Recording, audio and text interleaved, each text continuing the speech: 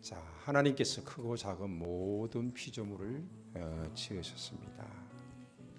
자, 크고 작은 모든 피조물들을 각기 종류대로 창조하셨습니다. 자, 그러면은 공룡을 하나님께서 만드셨다 이렇게 했는데, 공룡 중에서도 땅에 있는 공룡이 있고 하늘을 나는 공룡이 있습니다. 그렇죠? 자, 저 봅니다. 자, 그러면은 하늘 나는 공룡은 5일째 지었고 땅에 있는 공룡은 6일째 지었습니다. 자, 공룡에 대해서 성경은 무엇이라고 말하고 있습니까? 공룡에 대한 생각은 어떻습니까? 그렇죠? 공룡이라는 단어는 언제 생겼을까요? 공룡이라는 이름은 또 언제 생겼을까요? 여러 가지 질문들을 할 수 있습니다. 그리고 공룡의 발견은 화석으로 말미암아서 발견되어진 것입니다. 그리고 화석으로 말미암아 구분되어지는 시대가 있습니다. 고생대, 중생대, 신생대. 그래서 공룡이 살았던 시대는 중생대라고 이렇게 말합니다. 2억 5천 년에서 6,600만 년 전, 뭐 이렇게 6천만 년 전 이렇게 이야기합니다. 그리고 신생대는 새로운 생명이 사는데 인간들도 이때 살았다라고 이렇게 말을 합니다. 그런데 이런 학설들이 산산이 깨어집니다. 조금 이따 설명하겠습니다. 우리는 주라기 공원을 통해서 중생대 시대의 공룡의 모습들을 우리는 많이 접합니다. 그러면은 공룡이 살고 있을 때에 과연 인간도 살았는가라는 질문을 해봅니다. 진화론 학자들은 중생대 시대에 공룡이 있었고 공룡이 다 멸망한 이후에 신생대 시대에 또 뭐가 있었다? 인간이 살았다 이렇게 말합니다. 그러나 성경은 창세기 1장 1절에 들어가면서 태초에 하나님이 천지를 창조하셨느니라 이렇게 선포하고 있습니다. 그러면서 첫째 날, 둘째 날, 셋째 날, 넷째 날, 다섯째 날, 여섯째 날 인간을 지으셨습니다. 자, 봅니다. 5일째는 하늘과 바다의 생물을 지으셨고 6일째는 땅의 짐승과 사람을 지었습니다. 결국 성경에서 이렇게 말하는 건 뭡니까? 사람과 동물이 함께 살았다는 것입니다. 함께 공존했다는 것입니다.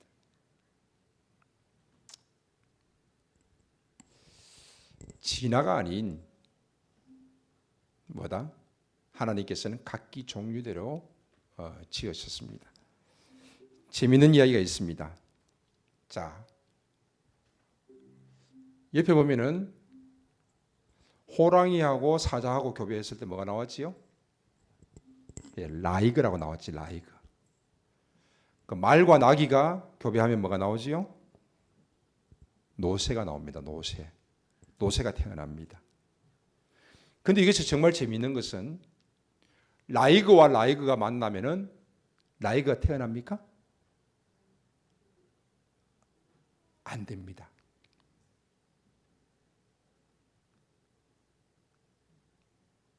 새끼를 낳을 수가 없습니다. 노새와 노새가 만나도 새끼를 낳을 수가 없습니다.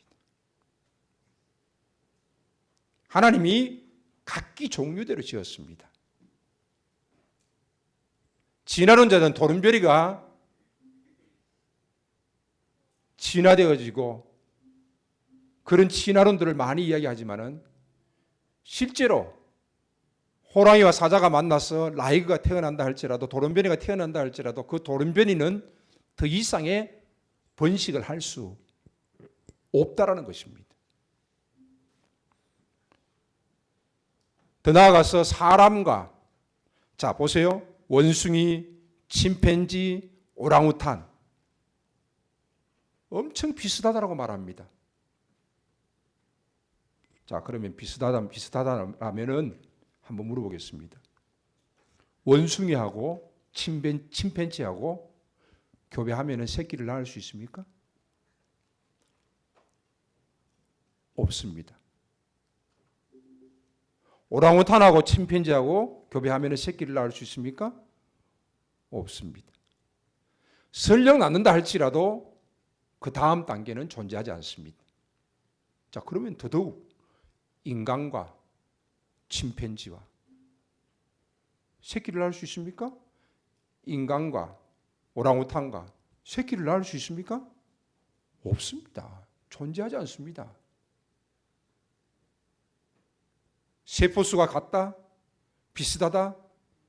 그러나 그럼에도 불구하고 다르다는 것입니다. 각기 종류대로 하나님께서 만드셨지 거기에서 변형이 되어지고 원숭이와 인간이 만나고 침팬지 오랑우탄이 만나고 오랑우탄과 침팬지가 만나고 여기서 새끼가 나올 수 없다는 것입니다. 하나님은 각기 종류대로 지으셨습니다. 그래서 세계관과 일반적인 세계관과 성경적인 세계관이 계속해서 충돌합니다. 어떤 돌연변이가 발생해서 그것이 계속해서 진화되었다고 말합니다. 그러나 그것은 불가능한 일입니다.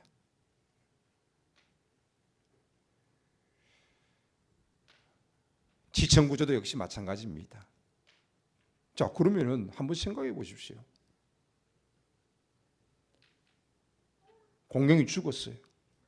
사람이 죽었어요. 그러면 화석이 됩니까?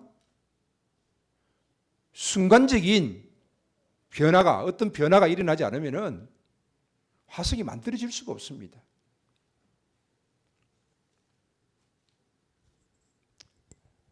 성경적인 세계관을 바라보면은 각기 종류대로 창조되었음을 우리는 알 수 있습니다.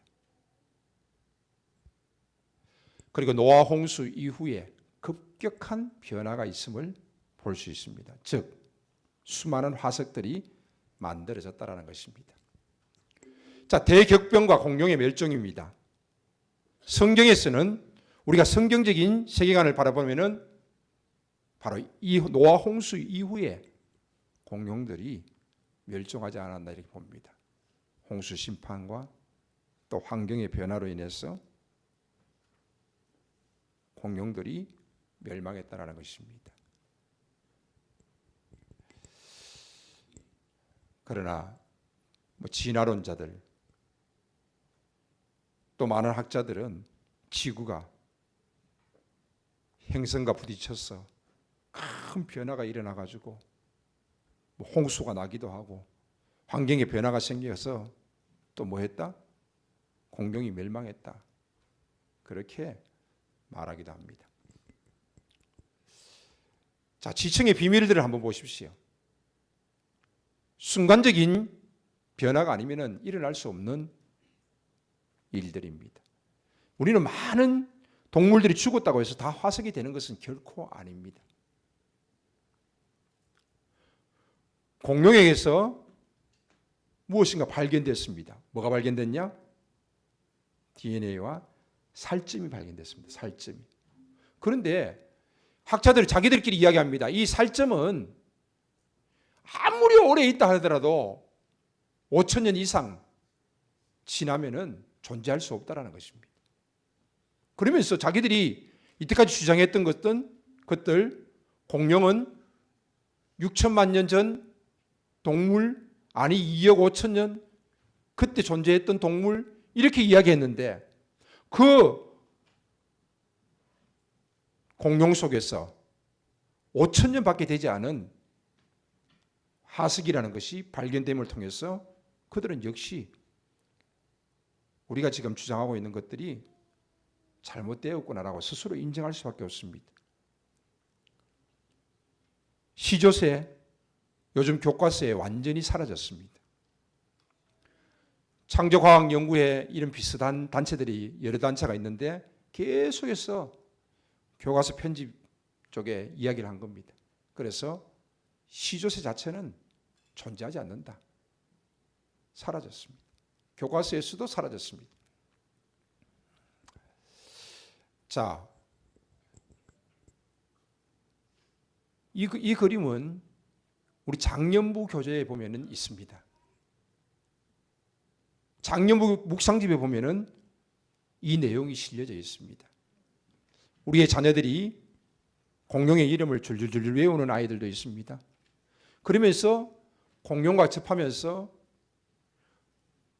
우리의 아이들이 자신도 모르는 사이에 진화론적인 그런 세계관을 가지게 되어진다는 것입니다. 이 자녀들을 어떻게 우리가 교육할 것이냐, 이런 부분에 대해서 묵상집에서 설명해 주고 있습니다. 그래서 묵상집은 월, 화, 수, 목, 금, 토 그 내용뿐만 아니라 주중에 칼럼들이 아주 좋습니다. 주제에 맞는 칼럼들이 있습니다. 그것을 꼭 한번 읽어보셔야 합니다. 자, 노아의 방주에 그러면 공룡이 탔을까라는 질문을 해봅니다. 공룡이 탔을까? 라는 질문을 해봅니다. 노아의 방주에 공룡이 탔을까? 제가 이번에 캐나다 갔다가 미국 들어가면서 컨퍼런스 참석하기 하루 전에 노아 방주 박물관을 다녀왔습니다. 실제 크기의 노아 방주입니다. 한번 볼까요? 들어가는 입구에 저기 무지개 문이 있습니다. 실제적으로 엄청 큽니다. 실제적으로 캠함 목사님 주도로 이게 오랜 동안 설계되고 지어졌는데 많은 학자들의 반발도 있고 반대도 있었습니다. 그러나 그럼에도 불구하고 이 켄터키주에 노아 방주가 지어졌습니다. 켄터키주는 신앙이 아주 보수적이고 그리고 아직까지도 창조론을 가르치고 있습니다.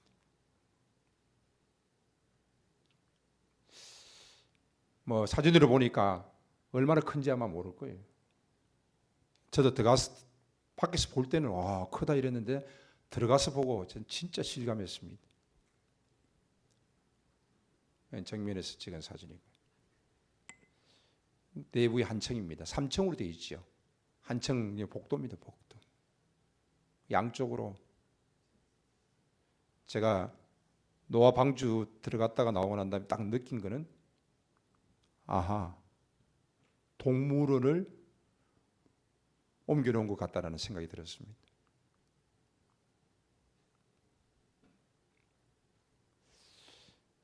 저기 사람이 서 있는 문은 노아 방주 문입니다. 열리는 문인데 큰 문인데 사람이 열 수 없습니다. 하나님께서 열어주셔야지만이 열 수 있습니다.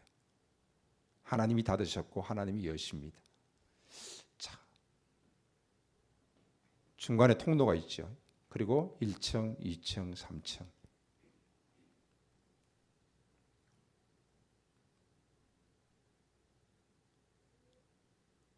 먹을 양식들, 또 동물들을 여기에 가두어 놓은 우리들,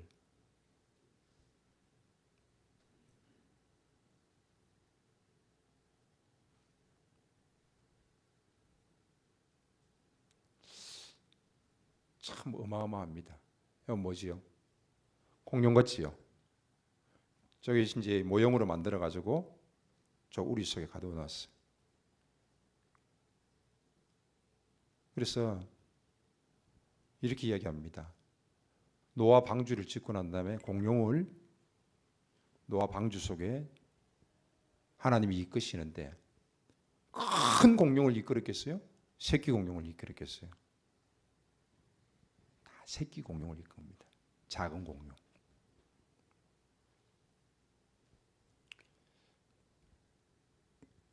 이거는 창조과학박물관에 갔을 때 한 컷입니다. 얼마 떨어지지 않은 곳에 노아 방주를 지은 캠함 목사님이 또 그 인근에다가 창조과학박물관이라고 지었습니다. 창조과학박물관 하루 정도, 노아 방주는 한 반나절 정도 볼 수 있으면 좋겠다 이렇게 안내합니다.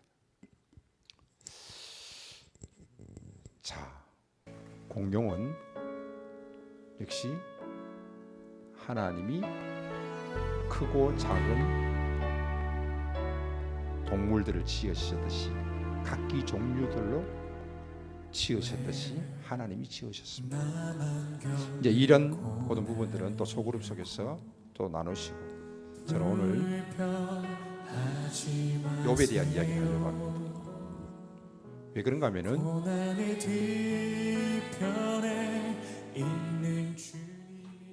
욥이 고난을 받았어요.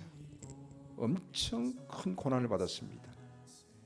정말 이루 말할 수 없는 고난을 어떻게 이야기할 수 있겠습니까?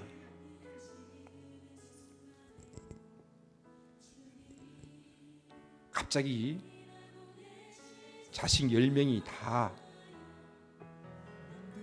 죽음을 맞이합니다. 그리고 그의 모든 재산들이 하루아침에 다 잃어버렸습니다. 자기 아내도 하나님을 저주하고 죽으라고 말합니다.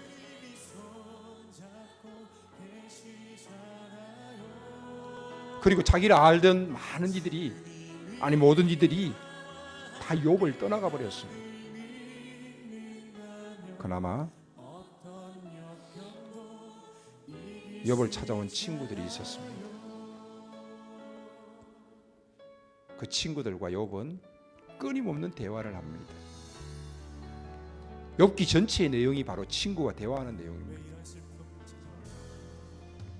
그래서 그 친구들과 그렇게 끝없는 대화를 하고, 그것이 성경에 기록되어져 있는데, 욥은 그 친구들과 대화 가운데서도 자신이 왜 고난이 왔는지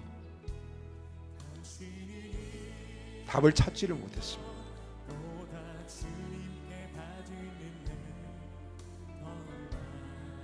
그 친구들의 모습은 이렇습니다.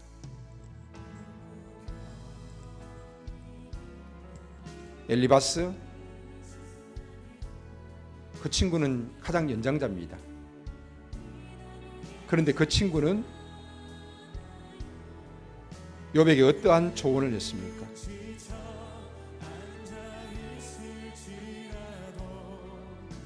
위로를 했습니까? 실제 그 친구들은 욥을 찾아왔을 때 7일 동안 아무 말도 하지 않았습니다. 함께 침묵하고 함께 아파했습니다. 얼마나 아름다운 모습입니까? 그런데 이들이 드디어 입을 열었습니다. 가장 연장자인 엘리바스는 온건합니다. 신비로운 신앙의 체험이 있어서 신비주의입니다. 전통적인 신앙을 강조합니다. 그래서 욥에게 이렇게 이야기합니다. 죄 없이 망한 자가 누구냐? 무슨 말입니까? 친구여, 너 죄 있지 않느냐? 정직한 자를 도우시나니 회개해라.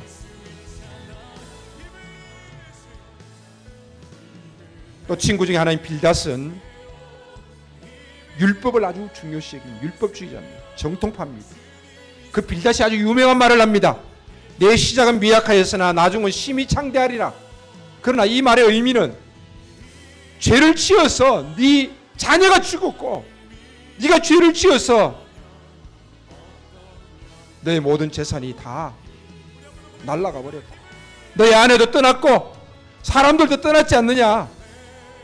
죄를 지어서 온 고난이니 내게 해라. 그래야면 하나님이 회복시켜 주실 것이다.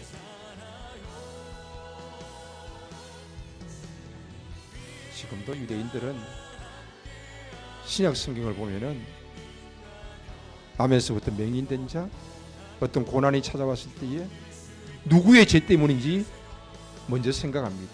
부모의 죄 때문인지, 조상의 죄 때문인지, 아니면 나의 잘못인지 생각합니다. 구약에서도 율법에서는 늘 말합니다.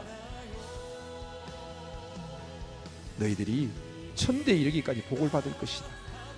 그러나 너희가 율법을 어기면은 3, 4대에 이르기까지 내가 벌할 것이다. 그래서 누구의 잘못으로 인하여서 하나님 나에게 이런 벌을 주셨는가라는 질문을 하게 되는 것입니다. 세 번째 친구는 소발입니다. 도덕주의자입니다. 가장 과격하고 비타협적입니다. 욥이 하는 말을 소발은 악을 품고 감히 핑계한다라고 말합니다. 그러면서 하나님이 내게 내리시는 벌이 지금 네가 받는 것보다 훨씬 가볍다라고 말합니다. 더 큰 벌을 하나님이 내리셔야 되는데 욥의 상처에 소금을 치는 것입니다.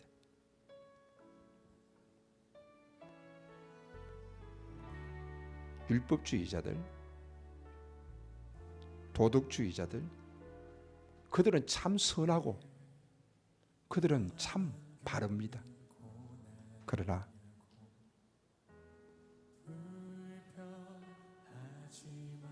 율법주의자들, 도덕주의자들은 참 많은 사람들을 판단하고 정죄합니다.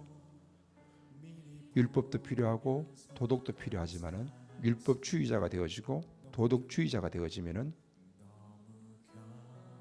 하나님의 은혜를 은혜로 알지 못합니다. 감사하지도 않고 겸손하지도 않습니다. 교만합니다. 그리고 수많은 사람들을 판단, 정죄하고 죽이는 일을 합니다. 욥과 7일 동안 침묵했던 욥의 세 친구들은 욥에게 회개하라는 것입니다.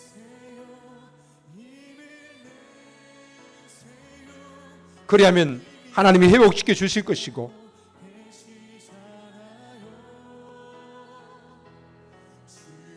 그리하면은 하나님이 너에게 내린 벌을 거두어 가실 것이라는 것입니다. 그러나 욥은 친구들과의 이런 많은 대화를 나누었음에도 불구하고 결국에는 욥과 친구들이 서로 상처만 받고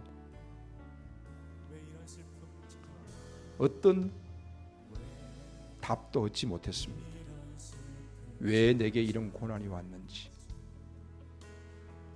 답을 얻지 못하고 결국에는 욥도 자기의 태어난 생일을 저주하기도 하고 하나님에 대해서 불평하게 되어집니다. 그리고 욥은 끝까지 주장합니다. 내가 뭐 잘못했는데, 내가 무슨 죄 지었는데, 나는 순전해, 나는 죄 없어. 끝까지 주장하게 되어집니다.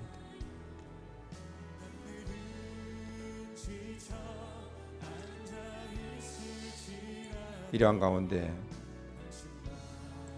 이제 하나님께서 욥기 마지막 부분에 40장의 폭풍 가운데 찾아오십니다. 그 찾아오신 하나님은 바로 창조주 하나님이십니다.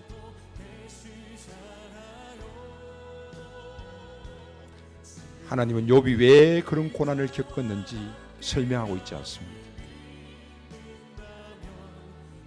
욥을 거대한 창조 세계로 이끌어 가십니다. 하나님이 창조하신 것들을 하나님께서 욥에게 보여주시면서 하나님이 설명하십니다. 그 중에 하나가 베헤못입니다. 이제 소같이 풀을 먹는 베헤못을 볼지어다. 베헤못이 무엇인지 정확하게 지금도 학자들은 알지 못합니다. 그것이 꼬리 치는 것이 백향목이 흔들리는 것 같다. 백향목 나무는 거의 30m 가까이 큰 나무도 있습니다.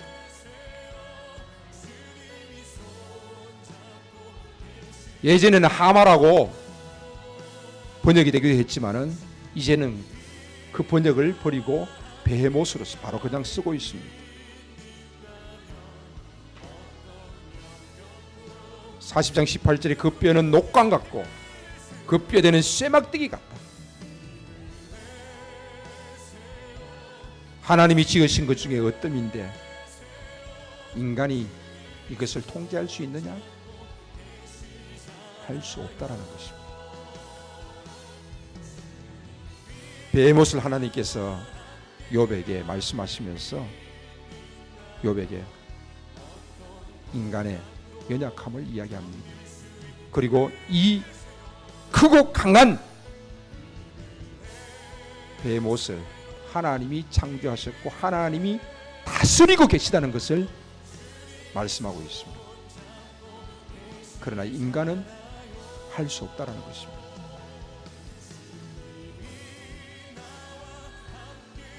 또 하나의 이름이 등장합니다. 욥기 41장 1절에 네가 낚시로 리오야단을 끌어낼 수 있겠느냐? 리오야단이 무엇인지 모릅니다. 어떤 동물인지 알 수 없습니다. 그러나 설명을 보면 이렇습니다. 절비한 비늘, 창이나 화살촉도 꽂히지 못하는구나. 입에서 햇불이 나오고 그것이 일어나면 용사라도 두려워하면서 도망가는구나. 그것은 두려움이 없는 것으로 시험을 받았구나. 모든 교만한 자들에게 군림하는 왕과 같구나. 베헤못이나 리오야단 같은 하나님이 지으신 것들을 하나님께서 설명하시면서 이것을 다스리시는 것 하나님이 보여주십니다. 그러나 인간은 할 수 없고 인간은 연약한 존재임을 알게 된 것입니다. 결국에는 욥이 고난 중에서 창조주 하나님을 바라보게 되어지는 것입니다. 베헤못이나 리오야단,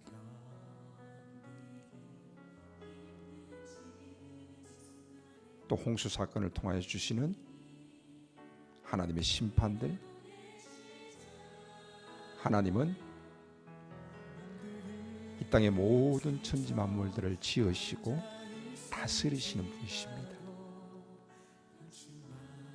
인간의 지식으로 다 알 수 없습니다.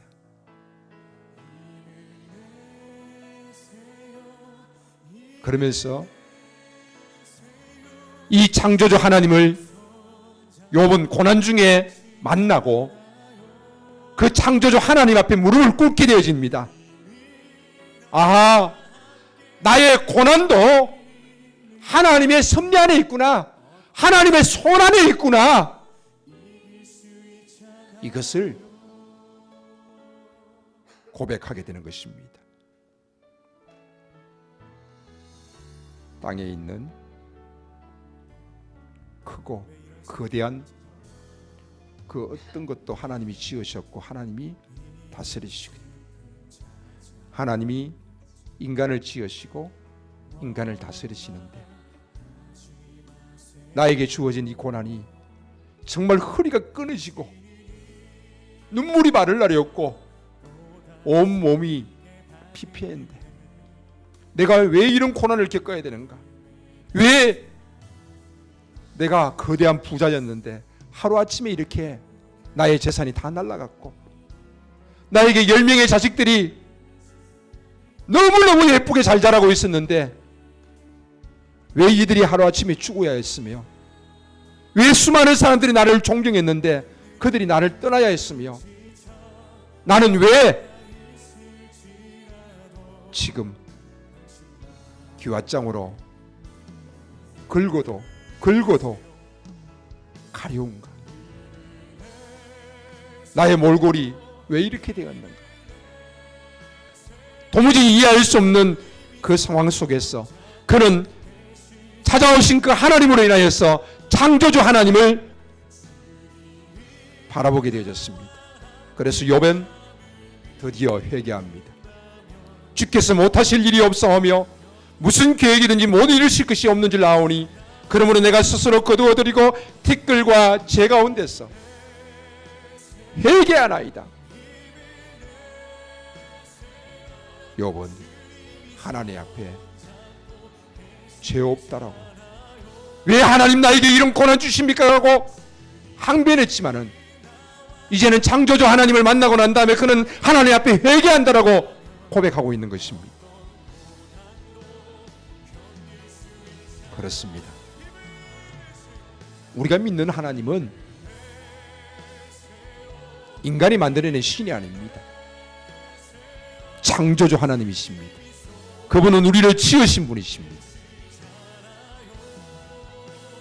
그 하나님께서 어마어마한 고난을 받고 있는 욥에게 찾아오셔서 창조의 모든 세계들을 보여주시면서 하나님이 지으시고 하나님이 다스리시는 것을 보여주실 때에 욥은 수많은 인간들 중에 하나인 자신이 하나님 앞에 서게 되어지는 정말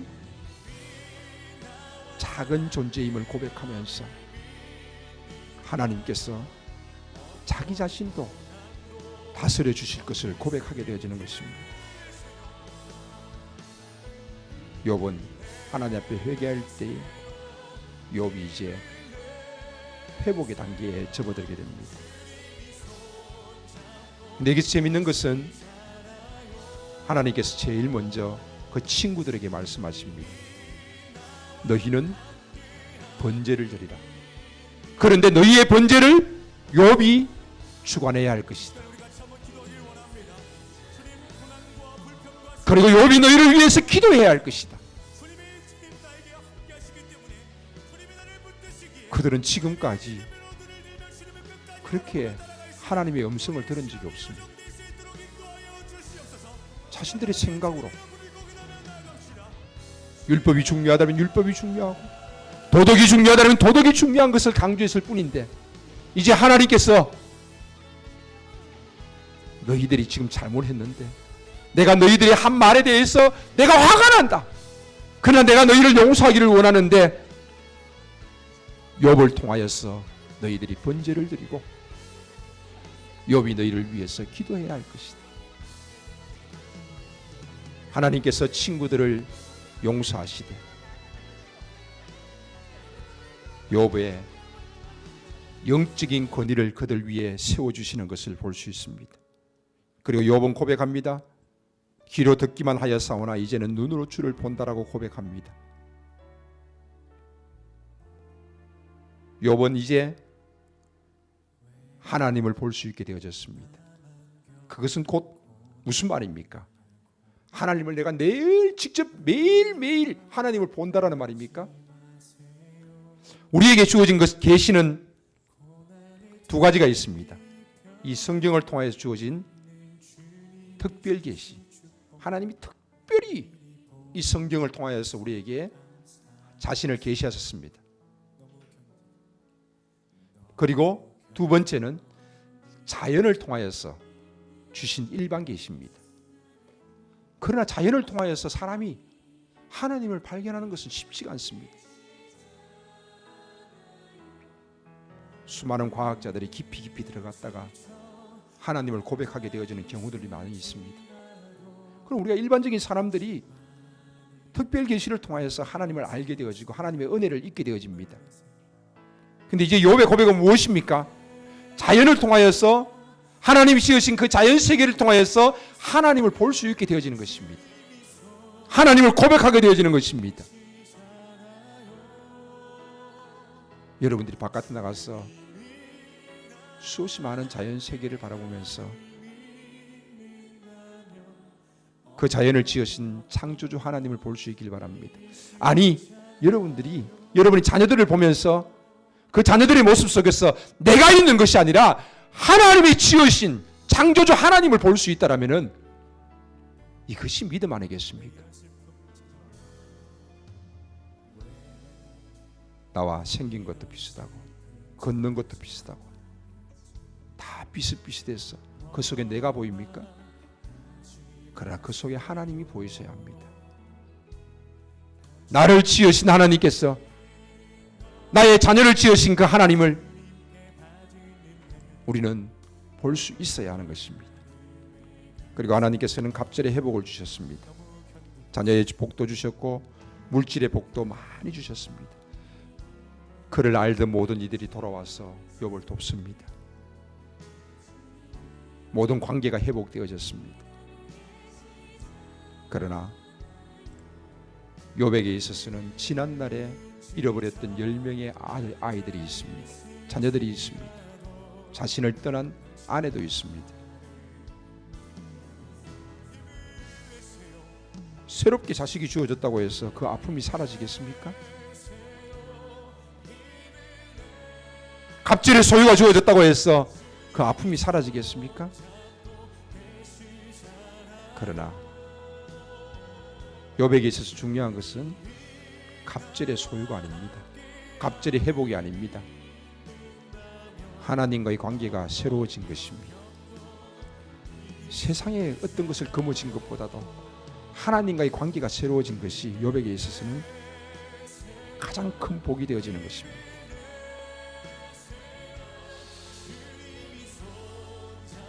인간의 한계를 인정하십시오.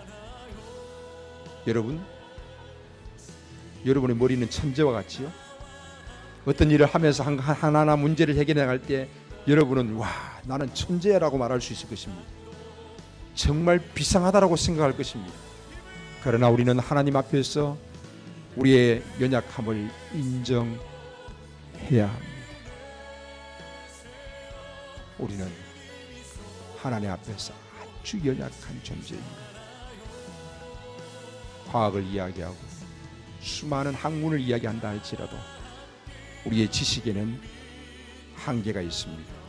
겸손히 하나님 앞에 서야 합니다. 또한 우리는 창조주 하나님의 능력을 신뢰해야 합니다. 하나님이 하시면은 하실 수 있습니다.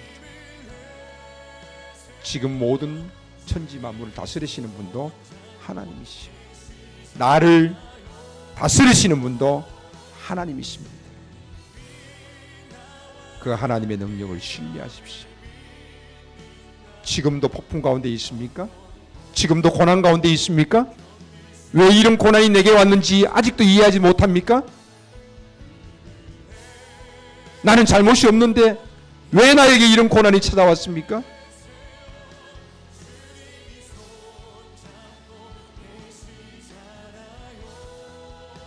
고난의 이유를 당장 알 수 없어도 우주를 통치하시는 그 하나님 앞에 예배하는 일을 중단해서는 안 됩니다. 이 예배가 중단되어진다라면은 우리는 하나님 앞에서 가장 큰 잘못을 저지르고 있는 것입니다. 나의 연약함을 인정하고 전능자 앞에 설 수 있기를 바랍니다. 마지막 장면입니다.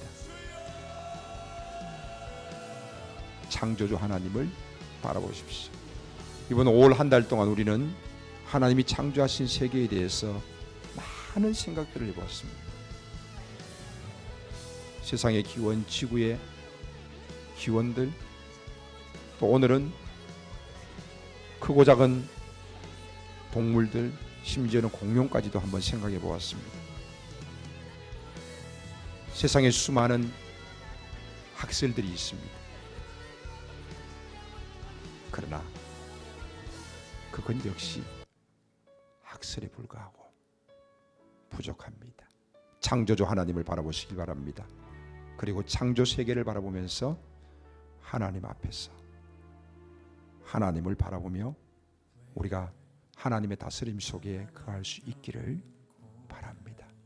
이것이 우리의 믿음의 고백이 될 수 있기를 바랍니다. 이 시간 찬양 가운데 우리가 함께 찬양하면서 욥처럼 고백할 수 있기를 바랍니다. 찬양 주세요. 영상과 같이 주세요. 영상도 주시고요. 견디기 힘든 지금 이 순간에도 주님은 일하고 계시잖아요. 남들은 지쳐 앉아 있을지라도 당신만은 일어서세요.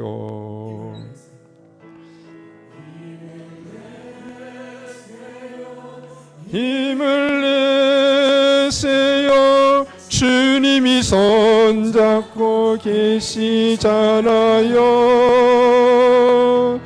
주님이 나와 함께함을 믿는다면 어떤 역경도 이길 수 있잖아요.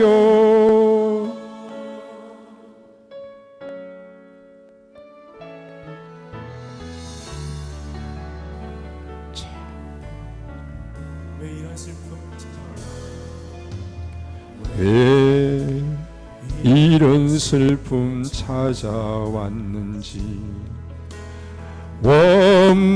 원망하지 마세요. 당신이 이룬 것보다 주님께 받을 은혜 더욱 많음에 감사하세요. 너무 지금 이 순간에도 주님이 일하고 계시잖아요. 남들은 지쳐 앉아 있을지라도 당신만은 일어서세요.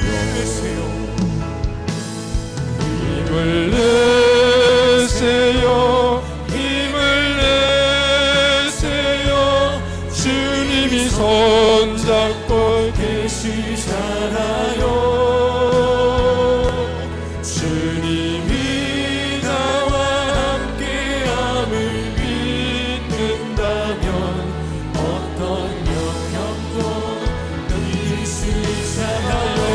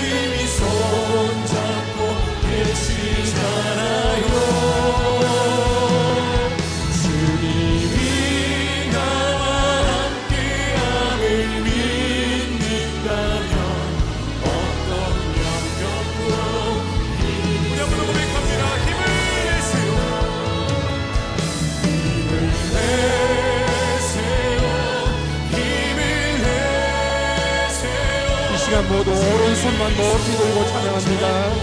그리고 함께 기도하기를 원합니다.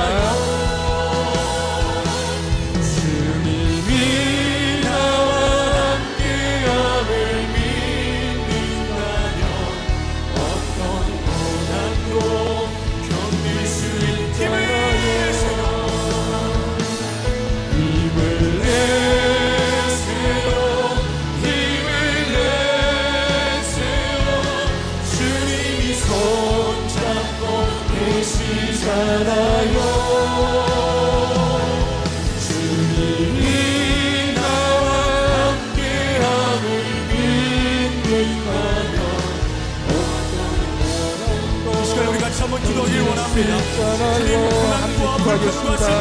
자신을 위해서 기도합니다. 살아계신 하나님 아버지 감사합니다.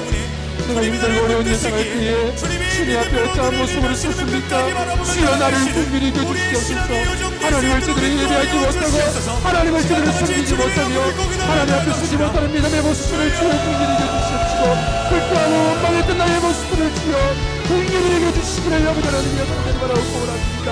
하나님의 주여 구하고 원하오니 이 시간 창조주 하나님을 바라보게 하여 주시옵시고 창조 세계를 바라보게 하시고 나의 고난 앞에서도 나를 다스리시고 나를 인도하시고 사랑하시는 그 하나님의 손길들을 바라볼 수 있도록 하나님이 허락하여 주시기를 아버지 하나님의 주님 바라고 원하오니 주시옵소서.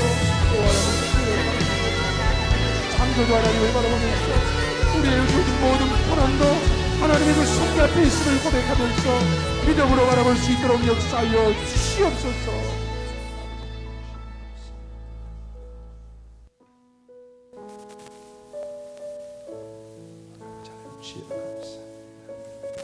살아계신 하나님 감사합니다. 왜 나만 겪는 고난인지 알지 못하고 불평하는 우리의 모습이 아니었습니까? 욥에게 찾아오신 창조주 하나님, 욥에게 주신 놀라운 그 은혜가 우리 가운데 있게 하시고 우리도 이제 귀로 듣는 것이 아니라 눈으로 보는 주를 고백하게 하시고 하나님 앞에 회복되어지는 믿음의 모습들을 허락하여 주시옵소서. 계속해서 이어지는 찬양 가운데 우리의 믿음의 고백이 있기를 원합니다. 우리의 기도가 있기를 원합니다. 주여 역사하여 주시옵소서. 예수님의 이름으로 기도하옵나이다. 아멘.